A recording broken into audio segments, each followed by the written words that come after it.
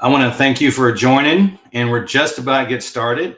I had some comments that had nothing on the wall, so my daughter created these little paper mache design until I get some pictures on the wall. So hopefully you like that. But today we have I'm really excited today. I'm just getting set up here for the chat.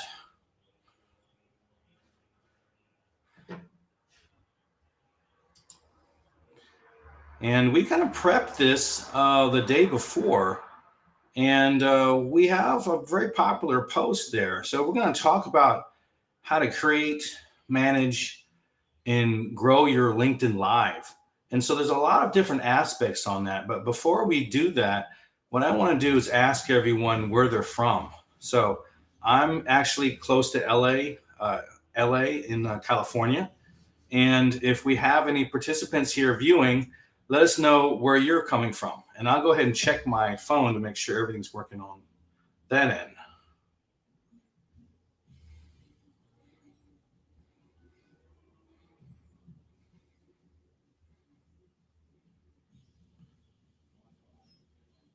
Yep, it looks like it's working. All right. So I'm in California, and if anyone wants to let me know where they're from, I would love to see. Oh, it's coming in. It's a little bit. Oh, we have about a 15-second delay, it looks like. We got some viewers here. Oh, Marisa, originally from San Diego. Oh, I live outside of Nashville. So, what made you move from San Diego to Nashville? San Diego is such a nice place. Scottsdale, Arizona. Preston, Butch, living. Greetings from Atlanta. I just moved from Atlanta. Atlanta is a great place. Let's see. Edmonds, Washington, north of Seattle. Thank you for letting me know because I'm not very good at my geography. Lisa is coming in from Kenya, and she's my assistant. Really good person. Let me see. Do you have a producer? I don't know if I have a producer. I just kind of push the button, but I do have an assistant that sets a lot of these things up. Oh, we have Esther from Nigeria. Nice, nice. Oh, Mauricio, you left San Diego for better quality of life. The cost of living, definitely, and you like seasons. Ah, India. Let's see here. All the way from Sri Lanka. Nice, nice. So looks like we got a great crowd today. And what I want to do is kind of thank everyone for helping. And I especially want to thank the people from the client acquisition masterclass. I have a program called that, and it's actually sponsored by this. So the masterclass actually has 24 sessions on that. And so they're the sponsors. So I'll go ahead through a couple of things that talk about them real quick, and then we'll get into it. I'll go ahead and share screen. And I'll share the entire screen here.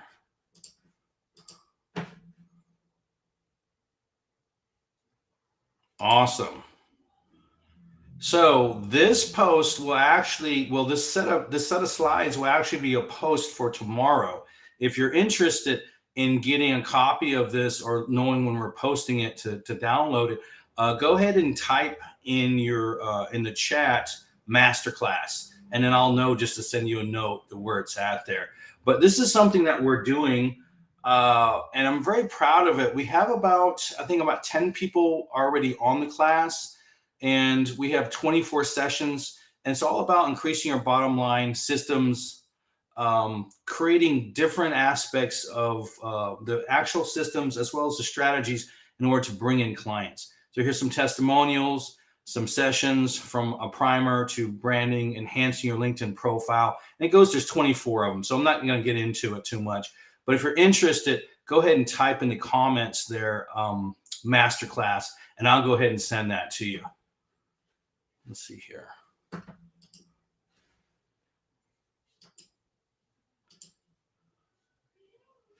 All right, so that worked pretty well, And so the other thing I wanted to do is talk about this post right here. And Lisa, if you can, go ahead and put the link to this post. I think that happened either late last week or earlier this week. We put this together. And this is kind of what we're going through in more detail. So this is going to be a little more interactive here. And so a lot of times we have a different avenues of bringing business in. We may have our content. We may have our direct outreach. It could be mail. It could be your DMs. It could be your email. It could be your phone calls and that sort of thing. And there's the streaming platform as well. Then their email list, newsletters, and that sort of thing too. So there's so many paths to kind of bring channels in to kind of drive business. And this is just one of them. I have a good friend, Dr. A, and she actually brings in, I think, over 100K a month through her streaming show. Now, she's pretty extreme. She does 2 shows a week. I do 1 show a month. So there's nothing in comparison, but we're moving from this live environment and then actually adding a podcast pretty soon. So I'm actually progressing.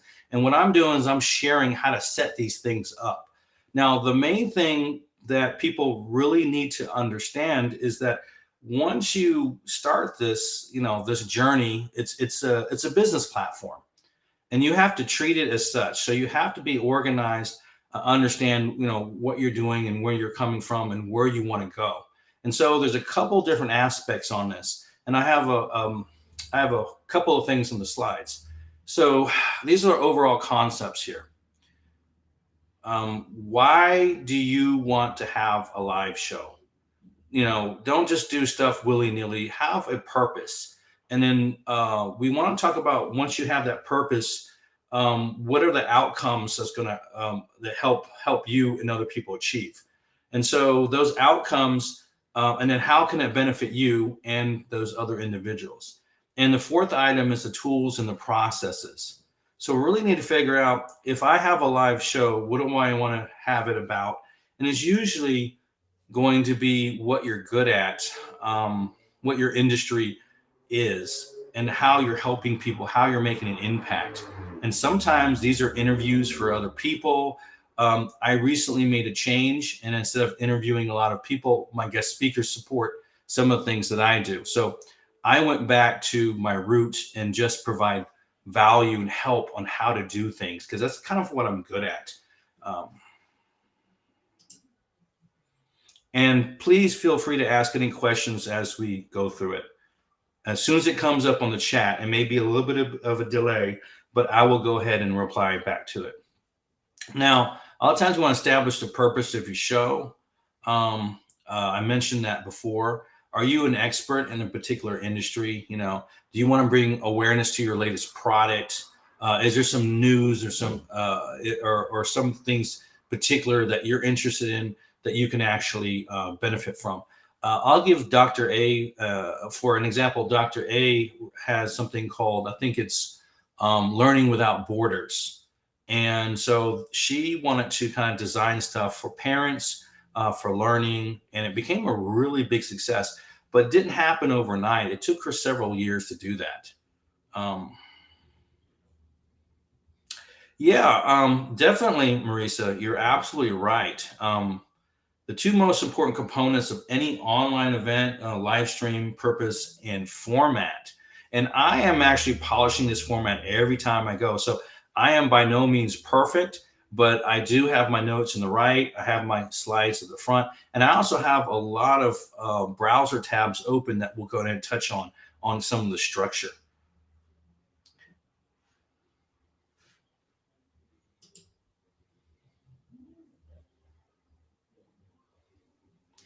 Now, we always talk about desired outcomes and benefits. Whether you're sending a DM or posting content or creating a LinkedIn newsletter, it's always the same. Is what you're doing providing value to others? And is that value sparking ideas to generate more networking opportunities? And are those networking opportunities generating business? At the end of the day, we're here to do business. And unless you're retired and you're giving your time away free, you have the lights to pay for, you have bills to pay for. And so if you're running a business, you want to enjoy it. And so I often enjoy just fixing stuff, making things perform better, learning how to communicate better, improving myself. And I'll give you an example. During my last master class, we audited our offers, and the information that came back was feedback on myself was great. And I took that from the course and the people in the course, and I updated my LinkedIn profile on that. And so I enjoy improving, and I enjoy teaching others how to kind of get those conversions. Um, if yeah, again, if you're interested in the masterclass, just type in the chat masterclass, and we'll reach back out to you and to maybe have a conversation on that. But it's something very, very good to do. It's super cheap, and um, I think 1 hour of my consultation is like $295. So for less than that, you get access for the whole year, and it's all the things are live. So that's definitely something to take a look at. Now, another thing, when you're designing your LinkedIn Live, you want to figure out those outcomes. And those outcomes are things like, well, how can I keep this train running? And one thing to do is, well, you have to add people to the LinkedIn event. And then you have to talk to them afterwards. So those are the needs, but how do I do that? Well, one thing that we do is that once people register, we add them to a list. And if we can pull their emails out, we can say, hey, thank you for joining, and that sort of thing. So that can actually add to your email list. Another thing, too, is when you create a LinkedIn Live, you have the ability to invite 1,000 people a week. So anyone who's invited can actually invite 1,000 people in a week. And it only takes about 7 minutes to do. So you go to that page where the event is and you invite. And if you use the filters, you can select a number of them at a time and then scroll down. Another thing, too, is we have a system that reaches out to certain bits of our audience based on a Sales Navigator search, our first level search. We're able to send messages to them. Another thing that you can do on the message arena, creating or a direct message, a DM, you could use groups too. So a lot of these searches allow you to access groups and send them a free message. So there's a lot of opportunity to kind of let people know where things are coming from. A fourth option is my LinkedIn, not LinkedIn, my email list. So I have a vetted email list that I grow and I clean out every single week. I might let them know about this event or a post about the event to see if they're engaged. So that's pretty it's pretty self-explanatory, but those are some steps that you can do to kind of increase it. Now, let's talk about tools. There's a lot of tools. I actually did a search yesterday on this, and I did a LinkedIn search on streaming tools that work with LinkedIn, and I found out there's 172 streaming software services, and there's hundreds of podcast softwares out there, right? And I'm not a podcast expert, but I use Restream because I'm familiar with it. StreamYard is also very good, and they have a bunch of other softwares. But what happens is on a LinkedIn Live, you use Restream to tie and to create that event there and to stream right through that. So right now I'm on the Restream software and I'm outputting that. So that's very important. Now let's talk about a couple of advantages of Restream, StreamYards, and similar software. Well, when you stream, you're thinking, well, I'm doing a LinkedIn Live. So what happens when you create a LinkedIn Live, there's a couple of benefits. LinkedIn creates a post out of it. And so people engage in the post. And then once the event's over, it has all the comments on there as well. And so it's actually seen twice. I typically get about 1,000 views on the replay. And so you have that the secondary part where people are actually viewing your stuff again. And so that's very exciting. And you say, well, I have it on my LinkedIn event. Well, LinkedIn actually puts it on your LinkedIn profile too. So where your banner is on the profile, LinkedIn will run the stream right on there. So it's another place where it shows it. Shows it right off your profile in real time. And then StreamYard, as well as Restream, which is I'm using right now, allows you to stream on multiple platforms at the same time. You need to think about that. Well, how many platforms are? I think they're like 31 or 21 platforms that it supports. So right now I have my LinkedIn Live, I have my Facebook Live, I have my YouTube Live, I have my Twitter Live. I have actually 4 channels running right now, and that's just me. What happens if I have a guest speaker? Well, they usually have 3 channels. So imagine you having 3 guest speakers. You would have 12 channels. Oh, well, three is 9. You would have 13 channels in that case. You had all shooting out your content, your information, your stream at the same time. So it's very, very powerful to use this over time. And then what happens with the recordings? Well, they're on YouTube and all these other platforms. You can use the recording for an actual podcast. So that's pretty important. Now, there's a couple of different softwares here. It's Canva, and they actually help me with the slides. So when you create a LinkedIn Live event or a regular LinkedIn event, you have a big image that you want to put in there. And so this image has to be created. So I am a designer by trade, and I can design stuff from scratch. But why do that? So Canva has a lot of great templates and elements and things like that. And the slides that you saw was actually created by Canva. So in the past, where it would take me 30 or 40 hours to develop a set of slides, I can do it within an hour. I can create a nice, gorgeous graphic on there. And so once you put that on there, you have the ability to create your materials beforehand, like what we did here, create your cover and that sort of thing. So Canva is a great thing. So there's a lot of great tools here. I got a question here. To people who don't have 4 to 7 weeks to market the event properly, how can a live content still work for them? Well, that's a good question, Marisa. I always want to have 3 to 4 weeks at least, because if I have once a month, I will start marketing the other one right after the current event. So that way you have some movement. But if you don't have it and you just have a live weekly, you could still send out messages. You may not have as much volume. And the other thing is, if you have an email list or a guest speaker, they will have an email list and let them know about the event. So that way you can increase the number of people that are interested.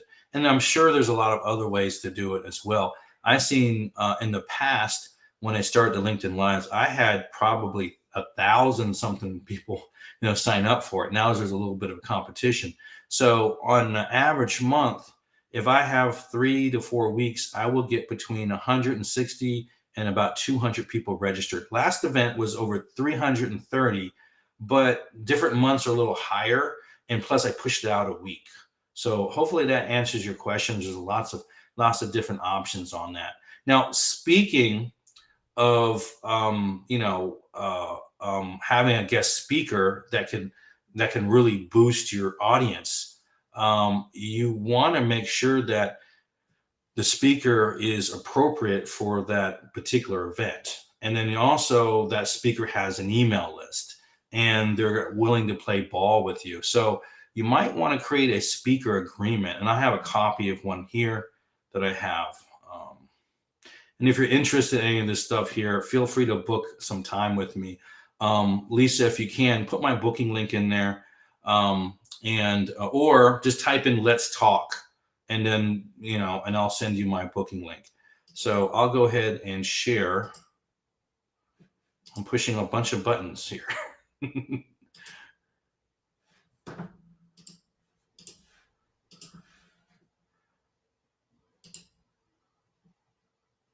Make sure this is working.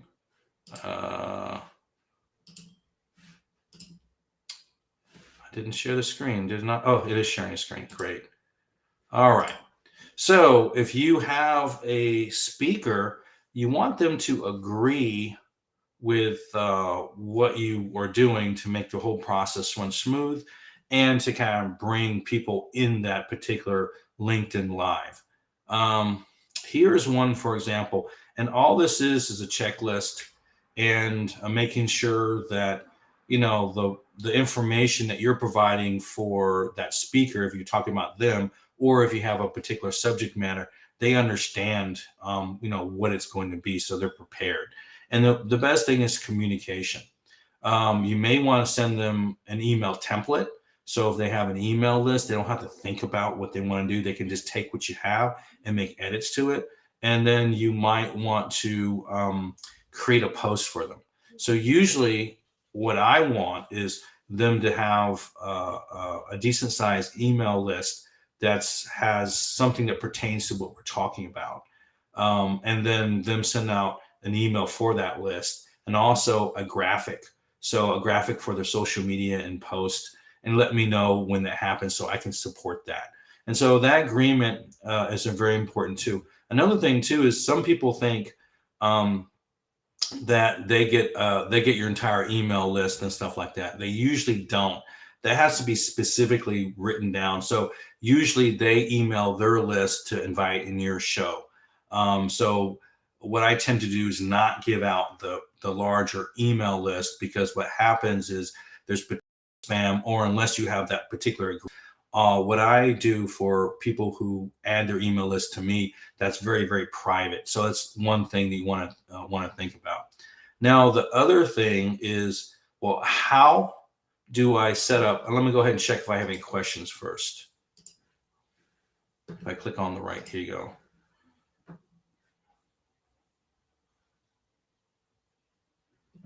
I'm sorry, Marissa, it doesn't seem like I answered your question. It says my answer would be dot dot dot the. I'm not comprehending what you're asking me. I'm so sorry. Another thing is you want to create a method of managing that process. So you have the guest speaker here, you have the idea of the show, but how am I going to manage the show? And one of the things was, invite 1,000 people a week. If you ask other people to do that, that's great on that LinkedIn Live page. The other thing is to really figure out those other processes. So what I have is an SOP on how to create the events and how to use Restream, so I can have my assistant kind of build a lot of that stuff for me, and they can be approved. Make sure the dates are right, make sure things are put on the calendar, and things are blocked off. Another thing too is that we have kind of these SOPs, the service operating procedures, that really detail a lot of these things out. So I have a couple of documents I would love to show you. Let's see here.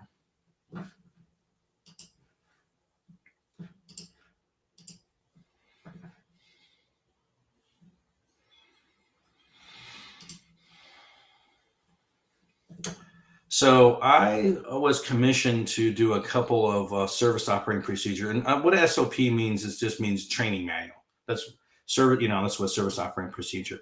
And I did an overall what is a LinkedIn Live and what is a LinkedIn event and what's the difference.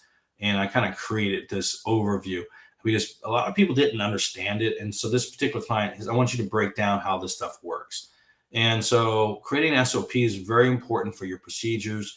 You have text, you have a video explanation, which I did in Loom. And then it goes from step by step on the major elements and scenarios and that sort of thing. Another thing too is you may have a particular setup. For example, one of my clients says, you know what, I use Zoom even with Restream, and I use Zoom for the registration. And I want a LinkedIn Live as well. So I want to use Restream with Zoom to run a LinkedIn Live. And that way he can controls the registration and that registration path, which is important for him. And so what I did was I created two documents for him. And one was overall checklist, and the other one was some other specific items here. So I kept it pretty simple, overview, explanation, and these are the things that need to happen. And let's go through some of the steps here.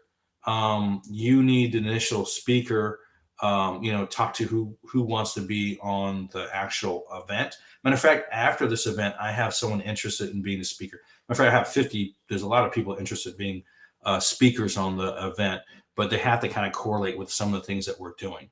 Have the speaker agree on the times and stuff, establish the role in conversation and how they're going to sponsor it, how they're going to support it, um, once you create the slides for the presentation, make sure they're presented to that speaker and they agree. Communicate and update for any changes to the slides if needed. Send them the actual agreement. Let me see. Create the calendar invites. Create the event via Restream. Set up the LinkedIn direct message campaign, and this is the thing I mentioned before. I'm able to message on LinkedIn. Anyone's able to message anyone on a first level degree, and so if you already know them, you may pick a subset of those people to let them know that the event is happening. And there's quite a few items in here. And this is specific to him, but you get the idea. They may have a series of emails they're sent out prior. I don't do a lot of this, but sometimes people send up to 3 emails coming up before prior to the event, and then verify the email list that the speaker's sending, or have them add to it so you can see the messaging or be involved in the interaction. Send a reminder. So a lot of times the day before, you may want to send a manual reminder via email or DM. Let's see. Things that happen on the day of the event, after the event, that's important too. So after event, you want to maximize your engagement, because while the irons are hot, so they either registered, or they've been to the event, or they're engaged in some of the content and they have a question. And so you want to follow up with them in a very, very short window, and which should usually about 48 hours. And then this is scraping data for, growing your email list. This is another thing that we do sometimes internally. You want to validate emails, because if you have a bad email, it could damage your email reputation, and a lot of different things too. And so the second part of that for him was the physical. How do I set it up from connect from Restream to his Zoom, and to make sure he can get what he needs to get done. And so I broke it down in a very, very, very simple way for his assistants to do that. So hopefully that does make sense.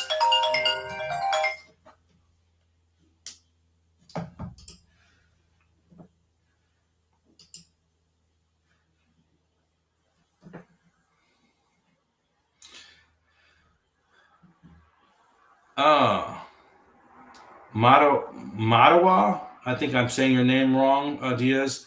I tell you what, book 20 minutes with me and I'll go through it with you. Some of that is a little bit on the private side, but we'll go ahead for that Google sheet. Some of that is something I probably want to walk you through. So go ahead and book some time with me. I think the link is in the chat there. So those are the kind of the most important things to set up. So it's really, really, really important to understand, why am I doing this? How can I set it up? When I'm setting this up and I'm working with other people, what's the benefit for other people? Because at the end of the day, we're here to do stuff that we enjoy, but we also have a business to run. And how do we convey the concepts of providing value, not value to me, but value to other people, so they can actually engage and you can support them while making an income. Sure. So right now, this is a little bit of a shorter live, but hopefully you guys enjoyed it. And I'll go through the slides again quite quickly. I think we ended up at 4.1, what tools and why. And I'll go through these really quickly. Yeah, it is 4 to 6 weeks prior. And that's a general rule.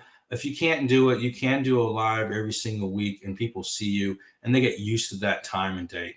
Again, we talked about doing things right and making sure that you have the right SOPs, the procedures in place, and then, if necessary, have those sponsors. Um, and make sure everyone agrees to what they're doing, because you don't want to pull a speaker in and they don't really um, they're not really engaged or understanding what they're getting involved with. So you want clarity on that.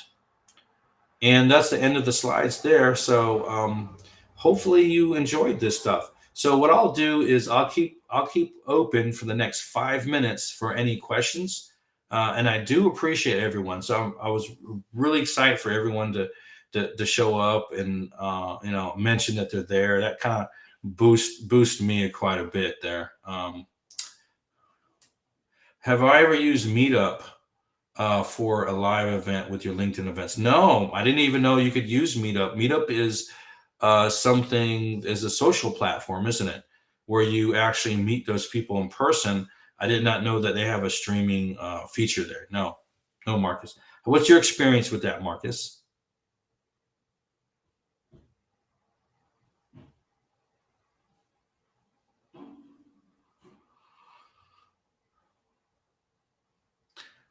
All right. Well, thank you, everyone. I do appreciate it, and I hope you learned something. If you want, oh, and what I'll do also is I'll pick someone. We have a free seat in the master class. So if anyone else is interested, I'll just type in let's see, what are we doing here? That's a giveaway right now. So we have one seat. So if you're interested in that seat, type in masterclass, and then we'll go ahead and fill that one slot, because we have one slot. So basically, the masterclass is a $5,000 value. We're only charging $200 for the license. And the discrepancy is I want to fill those seats and I want to help people. And of course, I want to get those testimonials in and actually help them convert and bring in clients. So if interested in that, go ahead and put in the word masterclass, and I'll enter you in the drawing. Oh, Butch is on it. Well, awesome. I'll go ahead and check the chat a little bit later, but I want to thank everyone for joining. And we have a show next. We have a show next month as well, and I'll go ahead and announce it once we put that information together. All right, everyone, have a great day.